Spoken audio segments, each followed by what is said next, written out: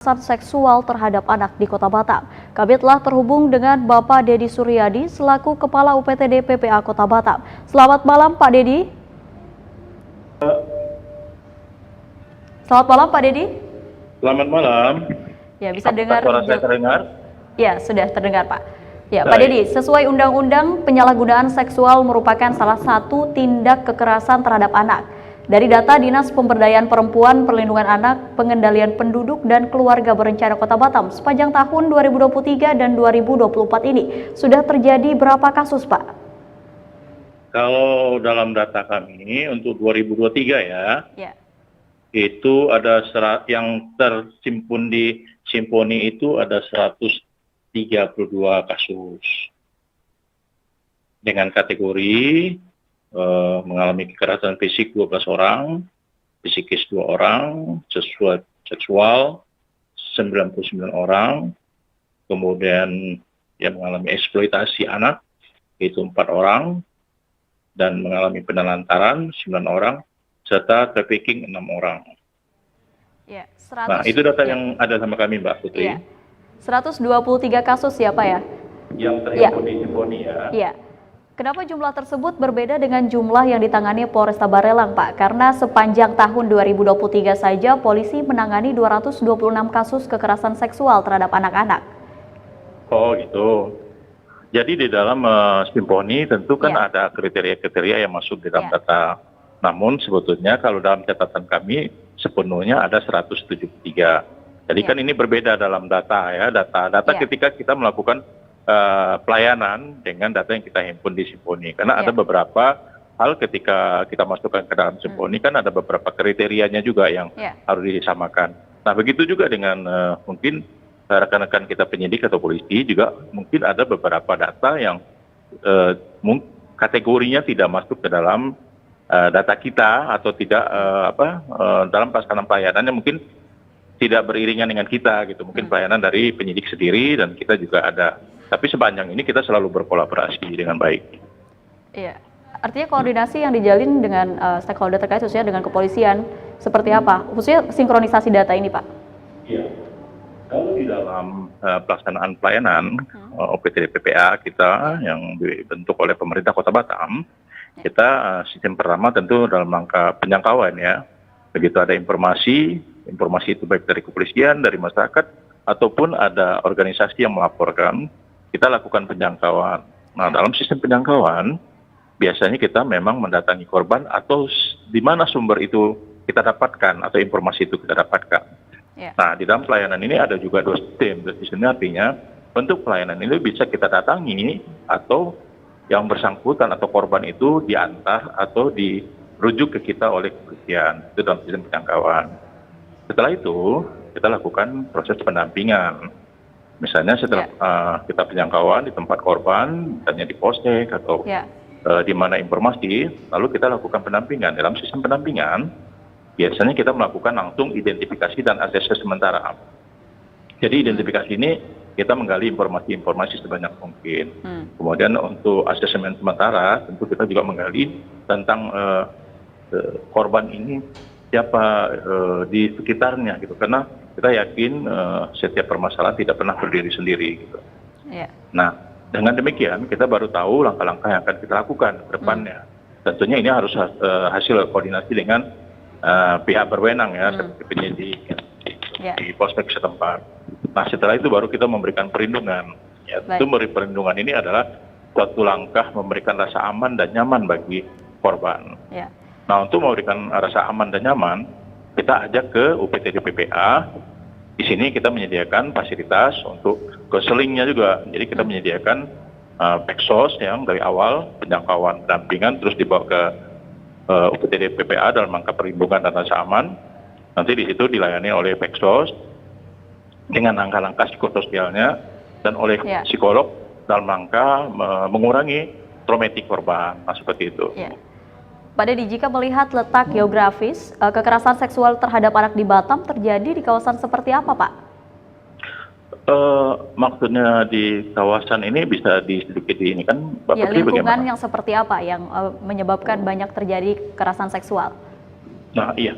Artinya gini, begitu banyaknya sekarang anak-anak kita berada di posisi yang tidak aman ya. Ya, Ini menjadi suatu menjadi suatu perhatian kita juga. betul. Artinya tidak bisa dilimpahkan hanya kepada pemerintah atau pihak berwenang aja atau polisi penyidik gitu. Kemudian tidak bisa juga hanya dilimpahkan kepada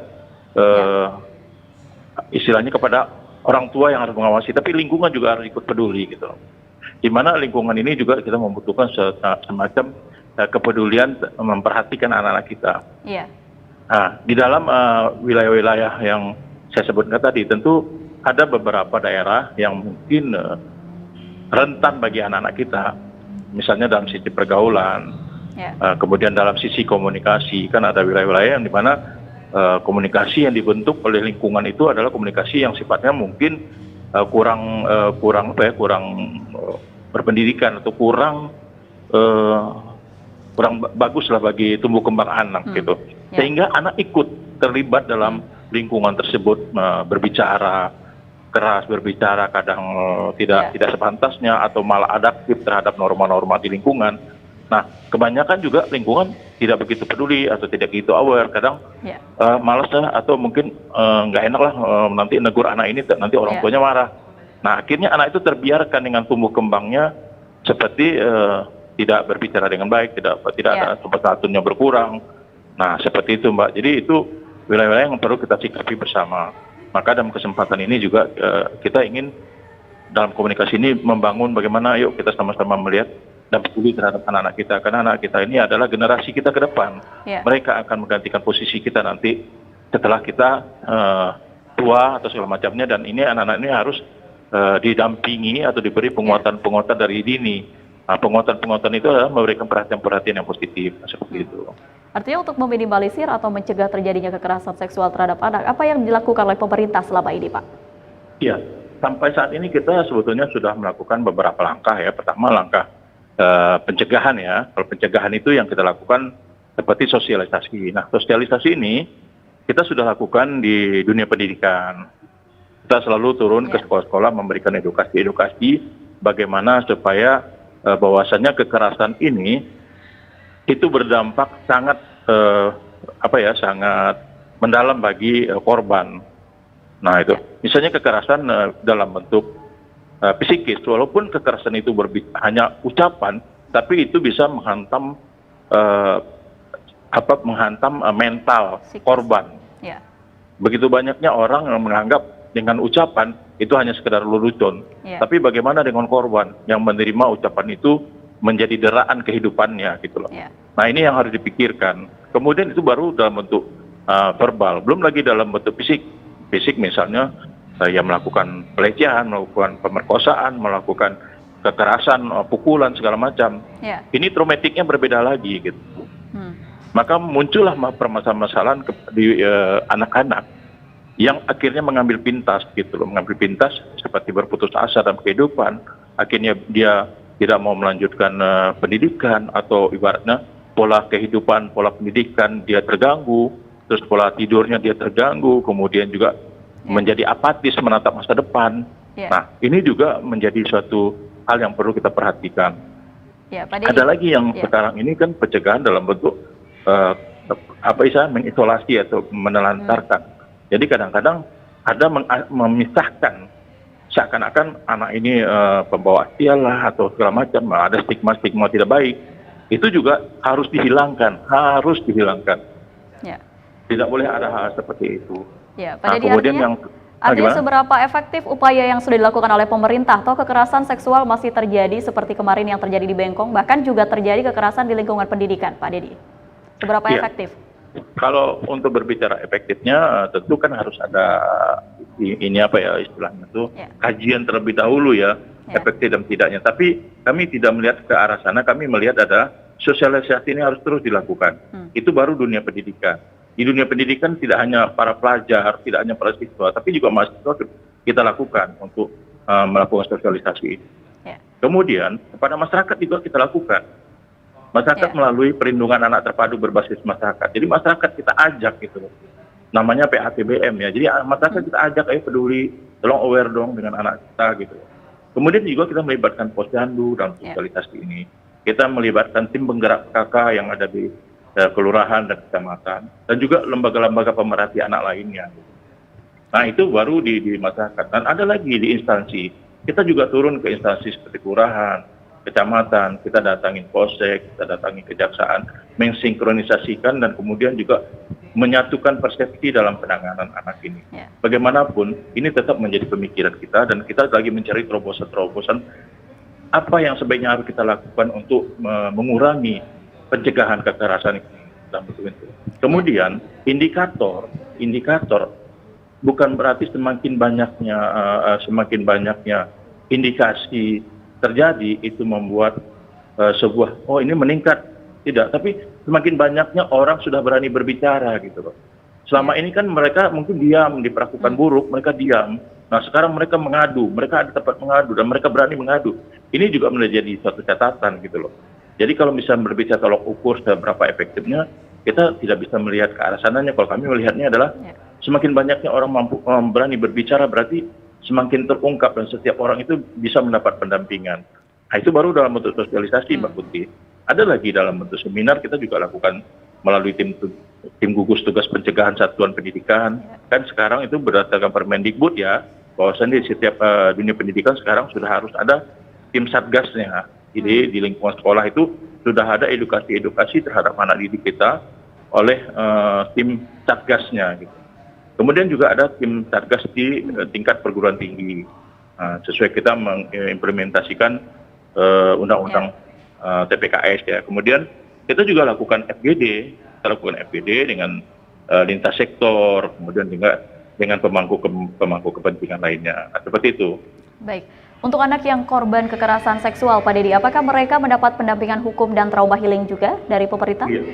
Iya, tentu. Maka saya bilangkan tadi, di dalam proses perlindungan, itu adalah pendampingan. Jadi ketika anak korban kita di BAP, di kepolisian, kita lakukan pendampingan. Di dalam pendampingan itu kita tidak hanya sekedar mendampingi, tapi kita juga memberikan penguatan dan kita sampaikan kepada korban bahwa dia tidak sendiri. Dia bisa bersandar kepada kita, dia bisa menjadikan bahu kita tempat dia curhat, dia bisa mengeluhkan segala sesuatunya. Dan kita juga di saat mendampingi itu kita melihat bagaimana gesturnya menunjukkan rasa terpuruknya atau rasa dia suka atau tidak didampingi, atau dia melihat situasi di ruangan itu apakah dia suka atau tidak. Nah itu kita memberikan semacam pendampingan. Dalam pendampingan itu juga kita melihat apakah korban ini anak-anak atau remaja atau semacam. Biasanya kan kalau anak-anak itu kita bisa bawa gift atau bawa souvenir yang membuat dia lebih senang ketika ditanya. Ketika di BAP kan dia tidak takut karena kita berikan souvenir yang membuat dia senang sama. Nah itu langkah-langkah yang kita ambil gitu. Tapi kalau misalnya dalam hal ini Mbak Putri ada usul untuk bagaimana menyenangkan untuk mendampingi korban, nanti bisa sampaikan ke kami juga. Kami akan lakukan. Gitu. Ya. Baik, Pak Dedi, untuk saat ini siapa saja yang dilibatkan oleh pemerintah kota agar kekerasan seksual terhadap anak dapat dicegah? Ya, itu seperti tadi yang saya sampaikan di dalam pencegahan kekerasan, kita lakukan sosialisasi itu, dunia pendidikan kita ajak berkolaborasi kan untuk melakukan gerakan ini. Jadi tidak hanya di kami, edukasi tetap berjalan, di sekolah juga ada materi-materi pelajaran yang harus mereka ikuti, tapi juga ada pelajaran-pelajaran atau informasi-informasi bagaimana pencegahan kekerasan. Karena di sekolah-sekolah kan juga dengan kekerasan terjadi seperti bully ya, bully. Nah itu juga harus dari dini sekarang, dari sekarang ini kita mulai lakukan pencegahannya agar anak-anak kita itu juga tidak kebiasaan membuli.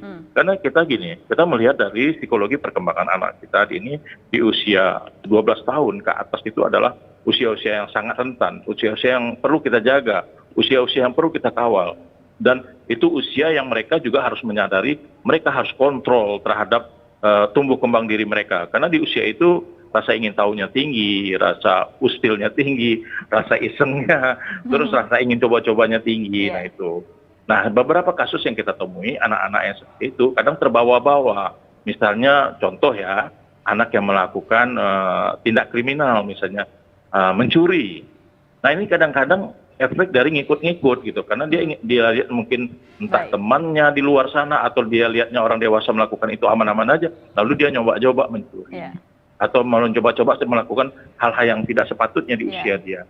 Nah ini yang perlu kita pagar dari dunia pendidikan. Mungkin di lingkungannya seperti tadi saya katakan, kami mengajak masyarakat untuk peduli, melihat lingkungan itu.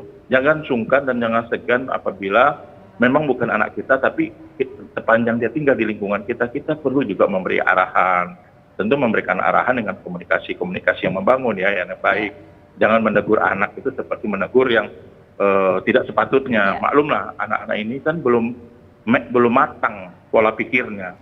Alam bawah sadarnya juga belum mengalami kematangan sempurna seperti orang dewasa. Nah, ini membutuhkan komunikasi yang lembut, komunikasi pendekatan yang lebih baik atau lebih nyaman bagi mereka. Seperti itu, Mbak. Baik, Pak Dedi, terima kasih atas waktunya. Baik, silahkan kalau misalnya ada yang mau diskusi lagi ke UPTD PPA atau mau ingin mengalami atau yang ingin konseling dengan kita terbuka.